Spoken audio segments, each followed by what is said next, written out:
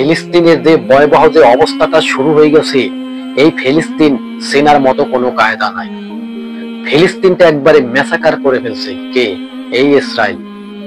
ফিলিস্তিন না, পুরো বিশ্বকে ওরা নিয়ন্ত্রণ করতে চায়। এটি সত্যি, এটি বাস্তবতা।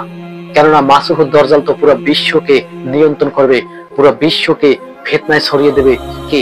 মাসুদ দরজাল। তার অনুসারী হয়েছে এই ইসরায়েল। ইসরায়েলকে যারা ইসরায়েলের সাথে হাত মিলিয়ে টাকার পাহাড় করে দিয়েছেন ইসরায়েলকে, আপনারা মনে রাখেন, ইতিহাসের পাতায় লিখে রাখেন যে এই ইসরায়েল আপনাকেও সফল মারতে পারে। কারণ ওরা তো ইহুদি, ওরা তো নাসারা, ওরা তো মানুষের কোনো ভালো চাবে না। দেখুন, প্রত্যেকটা রাষ্ট্রের ভিতরে অস্থির হয়ে আছে এই ইসরায়েলের কারণে। আর এই ইসরায়েল পুরো বিশ্বের ভিতরে দাবা খেলছে। দাবা মানে এমন দাবা খেলছে যে দাবা চাইল যে কিভাবে দিতে আছে এই ইহুদিরা, তা বোঝা বড় দায়। আজকে দেখুন, পাকিস্তানের সাথে সৌদি আরবের সাথে কিন্তু একটা চুক্তি হয়ে গেছে। আমি মনে করি এটা ভালো চুক্তি হয়েছে। কেন? সৌদি আরবের সরকার মোহাম্মদ বিন সালমান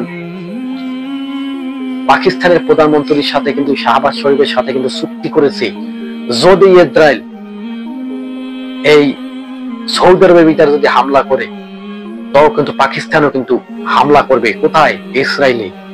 আবার যদি এই ইসরায়েল পাকিস্তানের ভিতরে যদি কোনো হামলা করে, তবে কিন্তু সৌদি আরব কিন্তু হামলা করবে এই ইসরায়েলে।